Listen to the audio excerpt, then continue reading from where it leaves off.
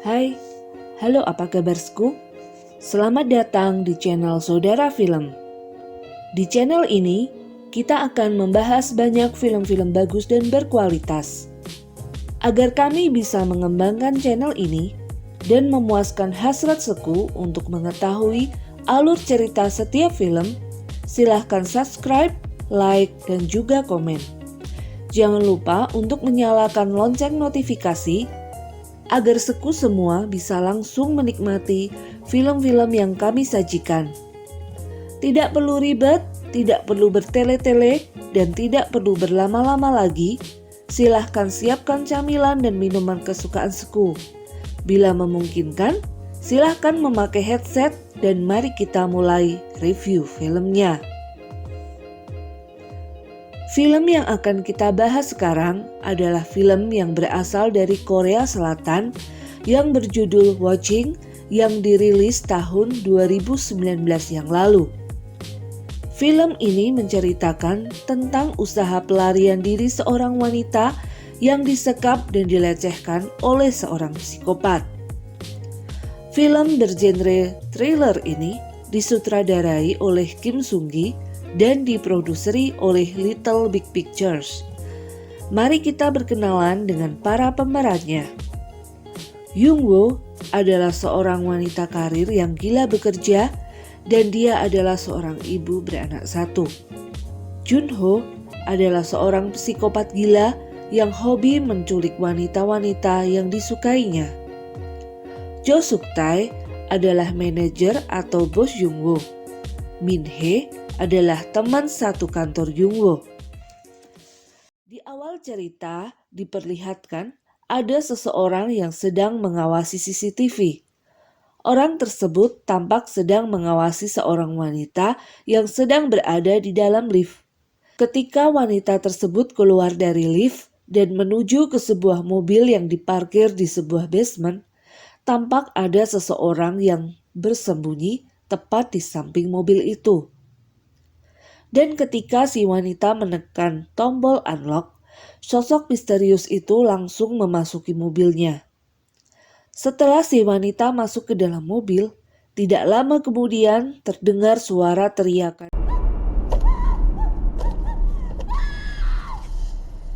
Lalu tampak mobil itu berjalan pergi.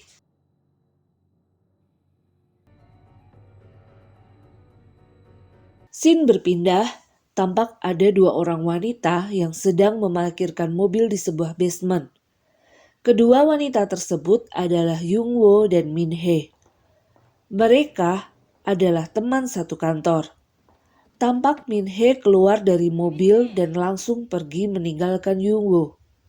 Dan Min-hee juga tidak mendengar saat Young-woo memanggilnya. Itu dikarenakan Min-hee sedang memakai headset. Dengan membawa tumpukan buku dan kertas yang tidak sedikit, Young-woo berusaha untuk berjalan menuju ke kantornya. Tetapi Young-woo pun terjatuh. Di saat Young-woo mengumpulkan buku dan kertasnya yang berserakan, ada seorang security yang datang dan berusaha untuk membantunya. Dia adalah Jun-ho. Jun-ho lalu mengantarkan Young-woo sampai ke dalam lift. Tampaknya Jun-ho ingin mengenal Young-woo lebih dekat lagi dan Jun-ho juga memanggil Young-woo dengan sebutan kakak. Setelah mengucapkan terima kasih, Young-woo lalu naik menuju ke kantornya. Ketika Young-woo baru saja sampai ke kantornya dan sedang berbenah-benah, tampak atasan Young-woo yang bernama Jo Suk-tae yang merupakan seorang manajer datang mendekatinya. Dia meminta agar Young-woo bisa lembur nanti malam karena ada pekerjaan yang harus diselesaikan minggu itu juga. Young-woo tampak kesal karena ia tahu kalau pekerjaan yang dimaksud adalah pekerjaan yang sebenarnya dapat diselesaikan sampai tahun depan. Hari itu Young-woo bekerja lembur sampai larut malam ditemani oleh Suk-tae. Betapa terkejutnya Young-woo saat Suk-tae berusaha untuk mendekatinya. Dia bahkan berani untuk merangkul Young-woo sehingga membuat Young-woo merasa tidak nyaman. Yung-woo lalu pergi ke dapur kantor untuk menenangkan diri dan membuat kopi. Suk-tae diam-diam mengikuti Yung-woo. Di saat Yung-woo lengah, Suk-tae lalu berusaha untuk memperkosa Yung-woo. Tetapi untungnya Yung-woo bisa melepaskan diri dan mendorong Suk-tae sampai dia terjatuh. Yung-woo lalu segera meninggalkan kantor tersebut. Yung-woo bertemu dengan seorang security tua yang sedang menjalankan tugasnya. Yung-woo segera naik ke mobil dan hendak meninggalkan kantor tersebut. Mobil Yung-woo dihentikan oleh seseorang di pintu keluar basement yang ternyata adalah Junho. Yung-woo meminta Junho untuk memutar CCTV di kantor tersebut karena operasional CCTV diawasi oleh security yang bekerja saat itu. Setelah mengucapkan terima kasih dan memberikan sebotol minuman kepada Junho, Yung-woo pun akhirnya pergi. Keesokan harinya, saat masih berada di basement, Yung-woo melihat Suk-tae sedang berbincang-bincang dengan Junho. Yung-woo lalu berusaha menghindar. Saat Yung-woo masuk ke dalam lift, dia bertemu Suk-tae. Yung-woo memberanikan diri mengatakan kepada Suk-tae agar dia meminta maaf kepada Yung-woo atas percobaan perkosaan yang dia lakukan semalam. Kalau tidak, maka Yung-woo akan melaporkan dirinya. Tetapi Suk-tae tampak tidak takut dengan ancaman Yung-woo. Dia bahkan mengatakan kalau pekerjaan Yung-woo harus selesai hari itu juga. Keesokan harinya adalah malam Natal. Saat berangkat bekerja, Yung-woo menelepon anaknya dan menanyakan apa yang dia inginkan untuk merayakan malam Natal bersama. Si anak menjawab bahwa dia menginginkan roti Natal berbentuk kepala kelinci. Yung-woo lalu mampir ke toko roti. Tetapi roti yang dimaksud baru akan siap nanti malam. Yung-woo lalu pergi ke kantornya untuk bekerja. Malam itu tampak Yung-woo lembur bekerja ditemani oleh Min-hee. Yung-woo berencana untuk segera pulang karena hendak merayakan malam Natal bersama anaknya. Yung-woo menyuruh Min-hee untuk pulang terlebih dahulu agar Min-hee bisa merayakan malam Natal bersama keluarganya. Scene berpindah, tampak Junho sedang mengatur CCTV tepat menyorot mobil Yung-woo. Yung-woo yang sudah menyelesaikan pekerjaannya lalu bergegas turun dan hendak menuju ke mobilnya untuk pulang. Saat berjalan menyusuri basement, tiba-tiba lampu padam. Untung saja Yung-woo sudah berada dekat dengan mobilnya.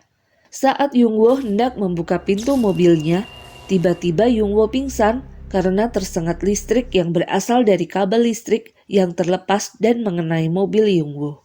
Saat Yung-woo mulai tersadar, dia sudah ada di kantor security dan ada Junho yang berada tepat di depannya.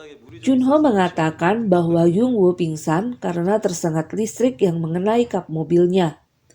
Yung-woo semakin kaget saat ia menyadari kalau baju yang ia kenakan sudah berubah.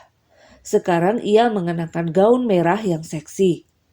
Junho mengatakan kalau baju Yung-woo basah dan harus diganti dengan baju yang kering agar Yung-woo tidak sakit. Junho pun mengatakan kalau ia tidak berbuat hal-hal yang tidak senonoh kepada Yung-woo. Yung-woo merasa tidak nyaman dengan sikap Junho kepadanya. Lalu Yung-woo bergegas meninggalkan ruangan tersebut dan menuju ke mobilnya. Ketika Yung-woo hendak menyalakan mobilnya sama sekali tidak mau menyala.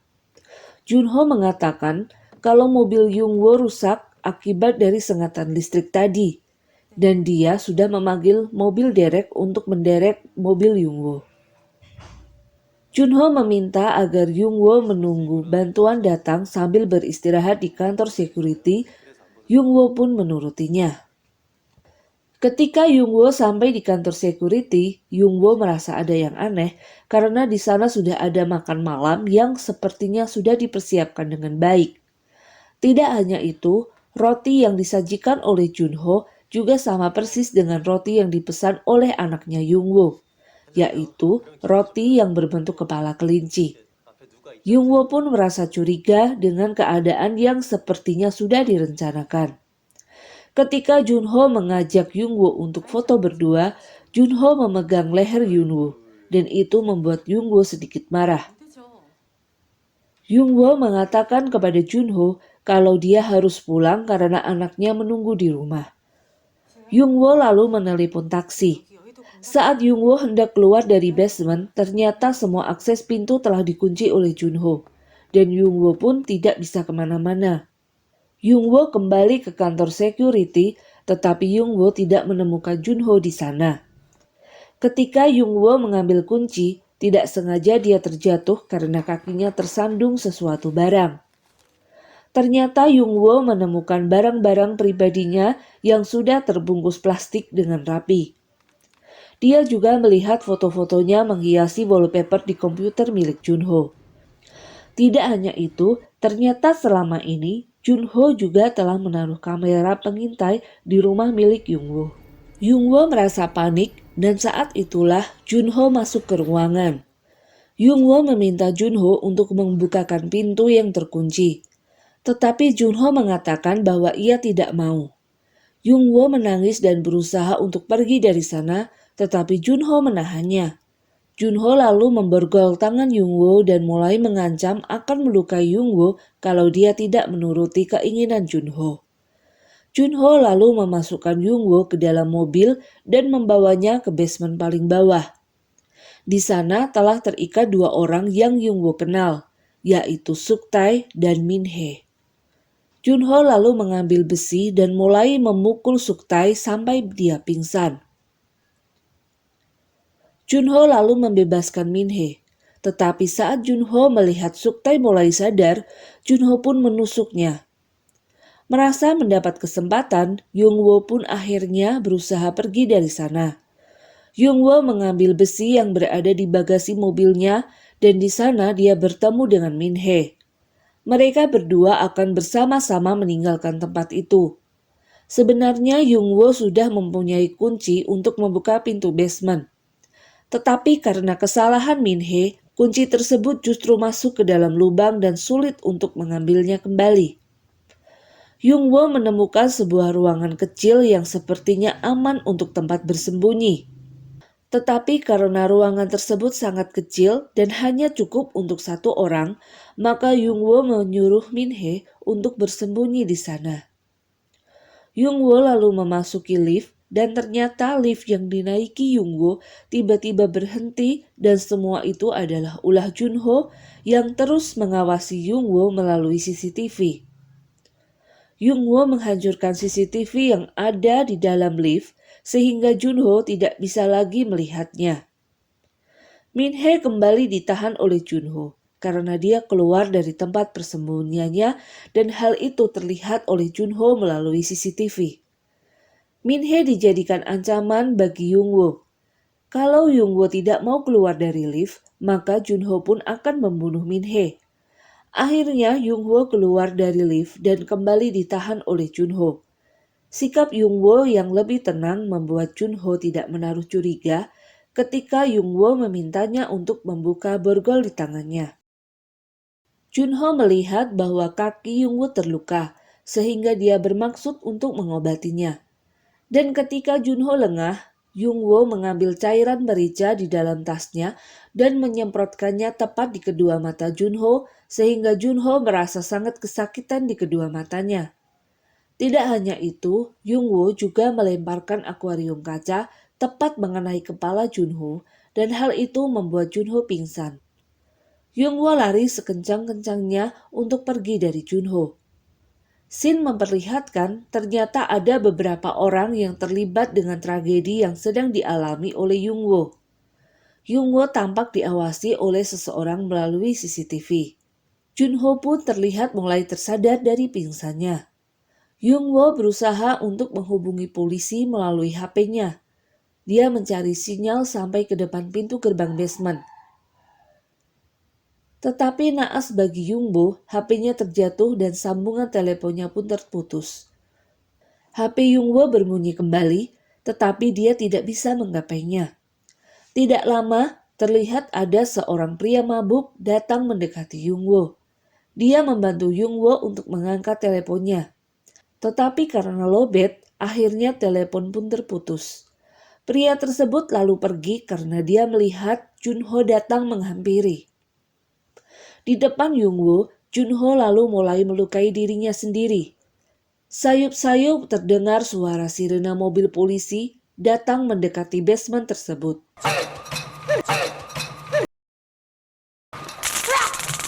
Junho langsung menyetrum Yunwo sampai dia pingsan dan menyembunyikan Yungwo di dalam bagasi mobil. Dua orang polisi datang karena mendapat panggilan telepon dari Yungwo. Mereka memaksa untuk masuk dan memeriksa basement tersebut. Sebelum polisi itu datang, Junho menyalakan musik dengan suara yang sangat keras agar polisi-polisi itu tidak bisa mendengar apabila Yungwo berteriak. Kedua polisi tersebut ditemani oleh Junho mulai memeriksa basement tersebut. Ketika Yungwo tersadar dari pingsannya, dia berusaha untuk keluar dari bagasi dan berteriak meminta tolong. Tetapi kedua polisi tersebut sama sekali tidak mendengarnya. Akhirnya kedua polisi itu pun berpamitan kepada Junho setelah memastikan bahwa basement itu memang benar-benar aman. Ketika mobil polisi itu meninggalkan basement, tampak Yungwo pun berhasil keluar dari bagasi. Yungwo melihat mobil polisi itu dan mengejarnya, tetapi Junho menghalanginya dan mulai hendak menusuk Yungwo. Tiba-tiba datang security tua mendatangi mereka dan dia melihat perbuatan Junho terhadap Yungwo. Security itu pun menendang Junho dan terjadilah perkelahian di antara mereka. Security tua itu memberikan kunci pintu keluar basement kepada Yungwo. Tetapi ketika Yungwo hendak membuka pintu basement tersebut, tampak Suktai datang dan menggagalkan aksi Yungwo. Yungwo bingung karena tadi dia melihat sendiri kalau Junho telah menusuknya, tetapi mengapa sekarang Suktai terlihat baik-baik saja? Ternyata sedari awal Suktai sudah berkomplot dengan Junho. Luka-luka yang ada di wajahnya ternyata hanyalah make up saja. Menyadari hal itu, Yungwo akhirnya lari dan bersembunyi dari Suktai. Suktai menemukan Yungwo dan keduanya tampak hendak saling menyerang satu sama lain. Yungwo pun akhirnya bisa mengalahkan Suktai. Suktai pingsan karena terkena sengatan listrik dan air yang disemprotkan oleh Yungwo. Junho mendatangi mereka, dan ketika Suktai sadar, Junho pun membunuh Suktai karena Junho tahu kalau Suktai juga menginginkan Yungwo dan pernah berusaha untuk memperkosanya.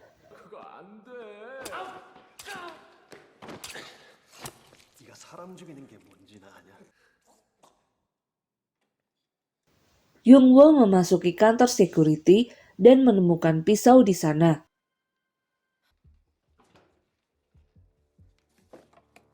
Lalu Yungwo hendak menikam Junho dengan pisau itu, tetapi ternyata pisau itu hanyalah pisau mainan.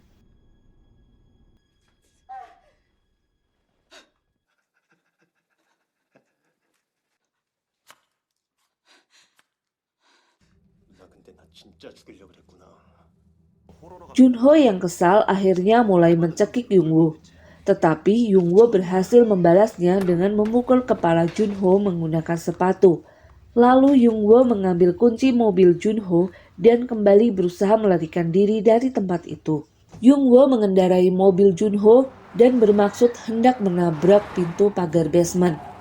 Tetapi tampak Junho juga sudah mengendarai mobil yang lain. Mereka berdua tampak hendak saling bertabrakan. Tetapi pada akhirnya mobil yang dikendarai Junho justru menabrak mobil yang lain, sedangkan mobil Yungwo menabrak tiang.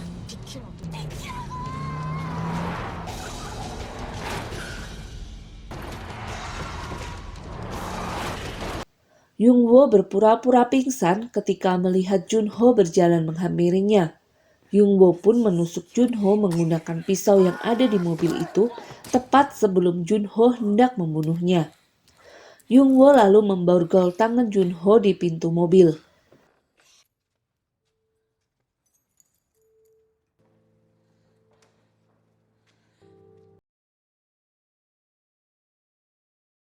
Akhirnya Yungwoo berhasil keluar dari basement itu. Scene terakhir memperlihatkan seorang pria yang dari awal cerita sudah mengawasi CCTV yang ada di basement tersebut. Ternyata dia adalah orang mabuk yang pernah menemui Yungwoo di pintu basement. Orang tersebut lalu memasukkan virus ke dalam komputer basement untuk menghilangkan jejak-jejak mereka. Pria itu bersama beberapa orang memang sengaja menyadap CCTV dan aktivitas di dalam basement untuk dijadikan sebuah film dan akan disebarluaskan melalui internet.